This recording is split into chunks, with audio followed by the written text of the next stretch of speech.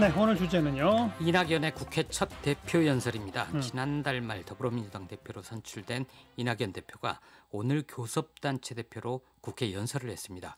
코로나19 위기 극복으로 시작해서 내가 꿈꾸는 대한민국, 함께 잘 사는 인류국가 비전까지 밝혔습니다.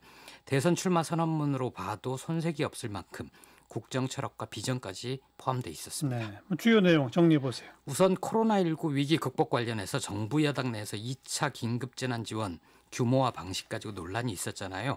어제 당정청 협의에서는 7조 중반대 추경을 편성해서 추석 연휴 전에 긴급하게 지원한다.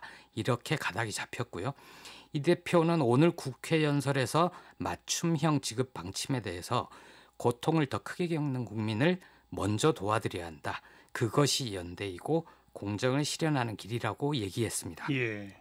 바이러스는 사람을 가리지 않는다. 그러나 그 고통은 평등하지도 않다. 이렇게 얘기를 하면서 어느 국민도 부당한 불이익을 당하지 않도록 해야 하고 사각지대가 없어야 한다. 강조했습니다. 네, 또 협치 문제 언급했죠?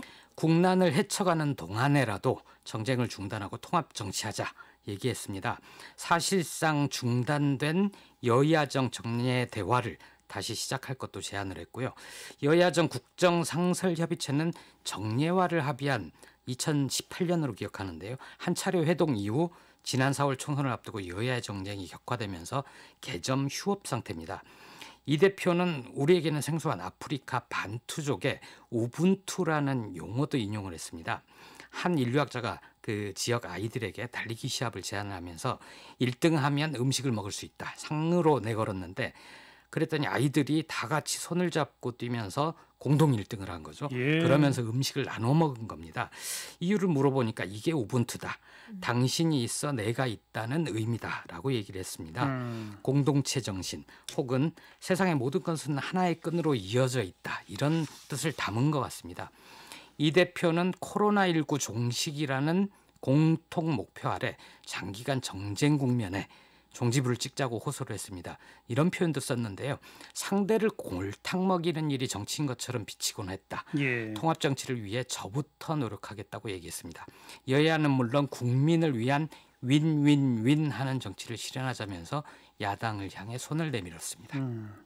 아까 대선 출마 선언문으로도 손색이 없다고 그랬잖아요. 예. 어떤 내용 때문에 그런 거예요? 대전환의 시대가 오고 있다 이렇게 표현을 했는데요. 대전환 시대를 준비하기 위해서는 건강안전망, 사회안전망, 한국판 뉴딜, 성평등, 균형발전 이런 5가지 과제를 해결해야 된다 얘기했습니다. 예. 특히 여성 억압구조를 해체하고 성범죄에 단호히 대처하겠다.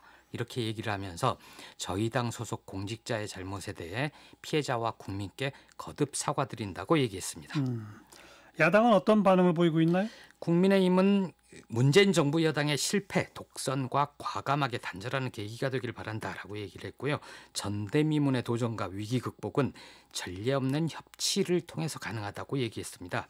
정부 여당의 방역 정치화도 되풀이하지 말라 주장했습니다.